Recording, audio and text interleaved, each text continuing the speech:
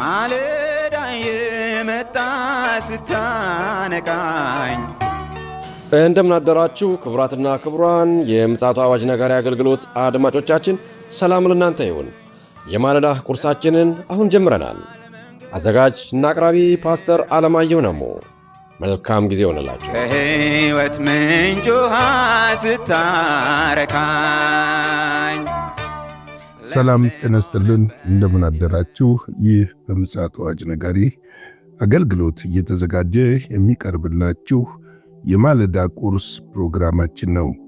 ወደ ማለዳ ቁርስ ፕሮግራም ከማለፋችን በፊት እግዚአብሔር አምላካችንን አብረን አመስግነን ወደ ዛሬው የማለዳ ቁርስ እንሄዳለን።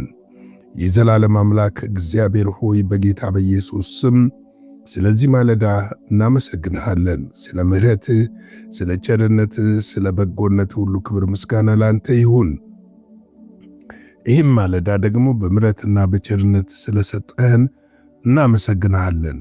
በዚህም ማለዳ በኢየሱስ ክርስቶስ ስም ባርክልን። የማለዳ ቁርሳችንን ደግሞ አንተ ባርክልን። ሕይወታችን የሚታደስበት የሚታነጽበት በፊት የምንበረታበት እንዲሆንልን በኢየሱስ ስም እንጠይቃለን። ሁሉ ለስም ክብር ይሁን፣ በኢየሱስ ክርስቶስ ጌታና ጻድቅ ስም አሜን። እንግዲህ ባለፉት እስከ ትናንትና ድረስ የአንደኛ ተሰሎንቄ ምዕራፍ 1 ነበር ስንከታተል የነበረው። እንግዲህ ተሰሎንቄ ምዕራፍ 1 ላይ በጣም ብዙ ነገሮች እንደተማርን አምናለሁ። በተለይም ደግሞ የእግዚአብሔር ታላቅነትና ጌትነት፣ መለኮትነትና ኃያልነት፣ ወንጌል ደግሞ በነሱ እንዴት እስከ መቄዶንያ አኪያ ድረስ እንደሰፋ፣ ለወንጌል ያላቸውን ቅናት፣ ታማኝነት፣ ታዛዥነትና ወንጌልን ለማስፋት ያደረጉትን ጥረት ተመልክተናል። እንግዲህ ወንጌል ደግሞ እነሱ ጋር እንዴት እንደደረሰ በኃይል የሚያስገርም ሁኔታ እንደደረሰ ለመመልከት ሞክረናል። እንግዲህ በዛሬው ዕለት ደግሞ አዲስ ክፍል ነው የምንመለከተው። አንደኛ ጢሞቴዎስ ምዕራፍ 1 ነው ከዛሬ ጀምሮ የምንመለከተው። በዚህ ክፍል ላይ ብዙ ነገር እንማራለን ብዬ አስባለሁ። በተለይ የመጽሐፍ ጳውሎስ ለጢሞቴዎስ የጻፈው መጽሐፍ ነው። በአብዛኛው የአገልግሎት መመሪያ እንደሆነ ወይም ደግሞ ብዙዎቹ የፓስተራል ቡክ ይሉታል ወይም የእረኝነት መጽሐፍ ብለው ይናገራሉ። በጣም ብዙ ጠቃሚ ምክሮችና የእግዚአብሔር ሐሳብ የተላለፈበት መጽሐፍ ነው እና በዚህ መጽሐፍ ብዙ ነገሮች እንደምናውቅ እንደምንማርና ደግሞ በዚህ ቃል እንደ ሕይወታችንን እንደምናንጸው ተስፋ አለኝ። ምክንያቱም የእግዚአብሔር ቃል ያድሳልና ያንጻል፣ ኃይልን ደግሞ ያስታጥቃል።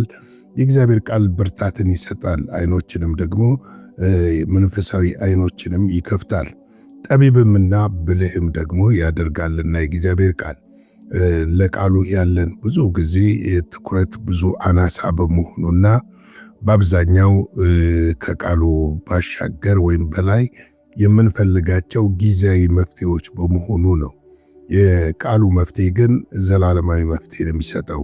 ስር ነቀል ነው። አንዴ በቃሉ መልክ ከተተከልን በምንም አይነት ፈተናና ቻሌንጆች ውስጥ አንነቃነቅም። ይሄ ብቻ ሳይሆን ወደ ህይወታችን የሚመጡ ማንኛውም ተጽዕኖዎች እኛን መቋቋምና መጣል ወይም ደግሞ ማዳከም አይችሉም። ይህ ብቻም ሳይሆን ደግሞ ሌላው በዚህ ቃል ውስጥ በረከት አለ፣ ኃይል አለ፣ ፈውስ አለ፣ ታምራት አለ እና ቃሉ ትልቅ ነው። ስለዚህ ይህንን እያሰብን የዛሬ ክፍላችንን ምዕራፍ 1 ቁጥር 1 አብረን እንጀምራለን። መድኃኒታችን እግዚአብሔር ተስፋችንም ኢየሱስ ክርስቶስ እንዳዘዘው ትእዛዝ የኢየሱስ ክርስቶስ ሐዋርያ የሆነ ጳውሎስ ይላል። አሁን እዚህ ጋር የሚጀምረው የእግዚአብሔር ማንነትና እንደዚሁም ስለተሰጠነ ተስፋችን ማን እንደሆነ አመልክቶ ነው የሚጀምረው። እንግዲህ የመጀመሪያው ሲጀምር መድኃኒታችን እግዚአብሔር ነው። እግዚአብሔር ልጁን ኢየሱስ ክርስቶስን ልኮ መድኃኒት ሆነልን። ምክንያቱም አንድያ ልጁን ባይሰጠን እኛ በምንስ እንድን ነበረ? ከሚመጣውስ ቁጣ ማምለጫ ምንስ ነበረን? ምንም አይነት ማምለጫዎች አልነበረንም። ወደ እግዚአብሔር በር መንጉያ ያገኘነው በር የሆነልን ራሱ ኢየሱስ ክርስቶስ ነው። ለዚህ እኮ ነው በዮሐንስ 14 ላይ እኔ ሕይወት መንገድ ነኝ የሚለን። ሕይወትም መንገድም ወደ እግዚአብሔር የመድረሻው መንገድ ኢየሱስ ክርስቶስ ነው የሆነው። በእኛና በእግዚአብሔር መካከል የነበረውን የጥል ግድግዳ ያፈረሰልን ኢየሱስ ክርስቶስ ነው። ለዚህ ነው መድኃኒታችን የሚለው። ዳዊት ብዙ ጊዜ ሲዘምር የመድኃኒቴ አባት ይለዋል። ዋው! በሌላ በኩል ደግሞ እግዚአብሔር ብርሃኔና መድኃኒቴ ነው ይለዋል።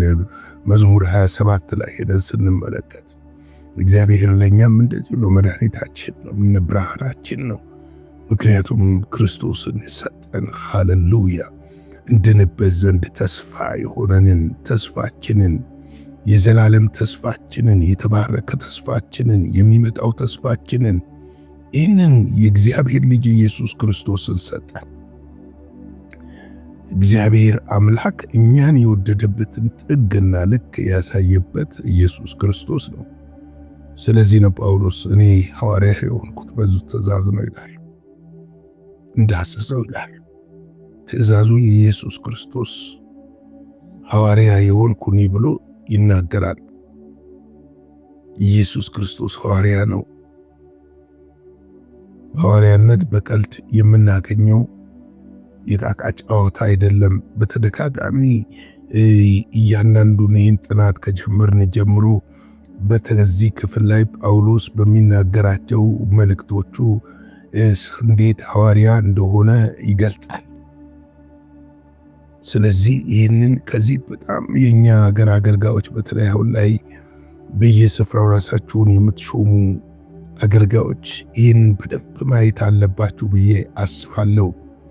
እላችሁ ላይ ዕዳ አትከምሩ ብዬም ልመክር ወዳለሁ። ምክንያቱም ግድ ደርሶብኝ ነው ይላል ጳውሎስ። ወንጌልን ይሰብከው፣ ወንጌል ዋጋ ያስከፍላል። ቤትና ራባ እንደመንዳት አይደለም፣ ወንጌል አይደለም፣ እንደዚህ ቀላል አይደለም። ስለዚህ ይህንን በደንብ ልታስተውሉበት የሚገባ ይመስለኛል። ምክንያቱም አንድ ቀን ከዚህ ምድር እንሄዳለን፣ ሁላችንም እንጠራለን። ደግሞ አንድ ቀን በእግዚአብሔር ፊት እንቆማለን። በዛን ጊዜ ደግሞ በምንቆምበት ሰዓት ላደረግነው ሁሉ ምላሽ እንሰጣለንና ያ ከመሆኑ በፊት ጠንቀቅ ማለት ይበጃል ብዬ ልመክር እፈልጋለሁ። እንግዲህ አንደኛ ቆሮንቶስ 1:1 ላይ ምን ይላል? በእግዚአብሔር ፍቃድ የኢየሱስ ክርስቶስ ሐዋርያ የሆነው ጳውሎስ ወንድሜ ጢሞቴዎስ በአኪያ አገር ሁሉ ከሚኖሩ ቅዱሳን ሁሉ ጋር በቆሮንቶስ ላለች ለእግዚአብሔር ቤተ ክርስቲያን ይላል። እንግዲህ በአኪያ ላሉ ክርስቲያኖች ነው እና በማን ፍቃድ ይላል እዚህ ላይ? በእግዚአብሔር ፍቃድ የኢየሱስ ክርስቶስ ሐዋርያ የሆንኩኝ ጳውሎስ ይላል። እንግዲህ ጳውሎስ የእግዚአብሔር ሐዋርያ የሆነው በእግዚአብሔር ፍቃድ እንደሆነ፣ ኢየሱስ ክርስቶስ እንዳዘዘው እንደሆነ ይነግረናል። ይህንን በደንብ በዚህ ቃል ልንረዳ ያስፈልጋል ብዬ አምናለሁ። ምክንያቱም የእግዚአብሔር ቃል እውነትና ሕያው ሁለት አፍ ካለው ሰይፍ ይልቅ የተሳለና የሚሰራ ስለሆነ ነው እና ስለዚህ የኛ የተባረከ ተስፋ ያለን ህዝቦች ነን። ተስፋችን ትልቅ ነው። ተስፋችን ኃያል ነው። ተስፋችን ብርቱ ነው። ተስፋችን ደግሞ ዘላለማዊ ነው። በአንድ ወቅት ታይቶ የሚጠፋ ተስፋ አይደለም ያለን። እግዚአብሔር የሰጠን መድኃኒት ለዘላለም የሚያድን እንጂ ለአንድና ለሁለት ለሶስት ጊዜ ወይም ደግሞ ለሆነ ጊዜ የሚያድን መድኃኒት አይደለም። የዘላለም መድኃኒት እንደሆነም ደግሞ ልናውቅና ልንረዳ ያስፈልጋል። ቲቶ 1:3 ላይ ምን ይላል?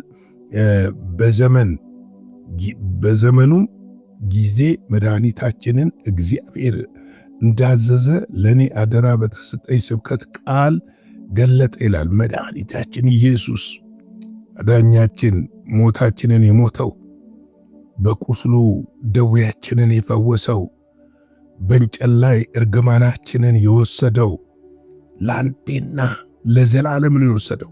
እርግማናችን ወደኛ እንዳይመለስ አድርጎ የወሰደው እርግማናችንን።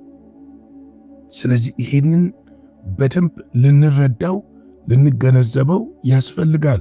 ሉቃስ 1:47 ላይ ነፍሴ ጌታን ታከብራለች፣ መንፈስም በአምላኬ በመድኃኒቴ ሐሴት ታደርጋለች ይላል። በመድኃኒቴ ምን ታደርጋለች? ሐሴት ታደርጋለች። በእግዚአብሔር ሐሴት ያላደረግን በምንም ሐሴት ልናደርግ አንችልም። የምድር ነገር ሐሴት የምናደርግበት ለጊዜው ብቻ ነው፣ ለሰዓታት ወይም ለዓመታት ነው። አንዳንድ ምድራዊ ነገሮች ይዘው የሚመጡት ጣጣዎች በጣም ብዙና ሰፊ ናቸው። ስለዚህ ሐሴት ልናደርግ ካስፈለገ በእግዚአብሔር ሐሴት ልናደርግ፣ በመድኃኒታችን አምላክ ሐሴት ልናደርግ ያስፈልጋል። ለዚህ ነው ዳዊት ቅድም ጠቅሼዋለሁ፣ እግዚአብሔር ብርሃኔና መድኃኒቴ ነው ይላል። በዚህ በተሰጠን መድኃኒትና ብርሃን በእርሱ ሐሴት ልናደርግ ያስፈልጋል። ቆላስይስ 1:27 ላይ ደግሞ ለእነርሱ እግዚአብሔር በአሕዛብ ዘንድ ያለው የዚህ ምስጢር ክብር ባለጠግነት ምን እንደሆነ ሊያስታውቅ ወደደ። ምስጢሩም የክብር ተስፋ ያለው ክርስቶስ በእናንተ ዘንድ መሆኑ ነው ይላል። ክርስቶስ የክብር ተስፋ ያለው ለዚህ ነው ተስፋ መድኃኒት ብሎ የጠራው። የክብር ተስፋ ማንም ጋር የለም። የኛ የክብራችን ጥግና ልክ የክብራችን ዋነኛ የእስራኤል ቅዱስ እግዚአብሔር አምላካችን ብቻ እንደሆነ ልናውቅና ልናስተውል ይገባል እላለሁ። እንግዲህ በዛሬው ዕለት የጢሞቴዎስን አንደኛ ጢሞቴዎስ ምዕራፍ 1 ጀምረናል። በቀጣዩ ክፍል ነገ እንገናኛለን። ነገ ማለዳ ለዛሬው እዚህ ላይ ልክታና አጭር ጸሎት አብረን እናድርግና እንጨርስ። የሰማይና የምድር ፈጣሪ የፍጥረት ሁሉ ባለቤት እናመሰግንሃለን። ልጅህን ኢየሱስ ክርስቶስን መድኃኒትና ብርሃን አድርገህ ስለሰጠህን የዘላለምና የተባረከው ተስፋችን ደግሞ ሊመጣ በደጅ ስለሆነ ክብር ምስጋና ለአንተ ይሁን። አንተ የምትሰጠው ተስፋ ዓለም እንደሚሰጠው ስላልሆነ ተስፋ ዘላለማዊ ስለሆነ በነገሮች ሁሉ ደግሞ ላይ ያንተ መድኃኒትነት ስለተገለጠ በኢየሱስ ክርስቶስ ስም አመሰግንሃለሁ። በቁስልህ ደዌና እርግማናችንን ስለፈወስክ አመሰግንሃለሁ። በደምህ አጥበህ ስለቀደስከን አመሰግንሃለሁ። በእንጨት ላይ እርግማናችንን ሁሉ ከኛ ስለወሰድክ ክብር ሁሉ ከዘላለም እስከ ዘላለም ለታላቁ ስም ይሁን።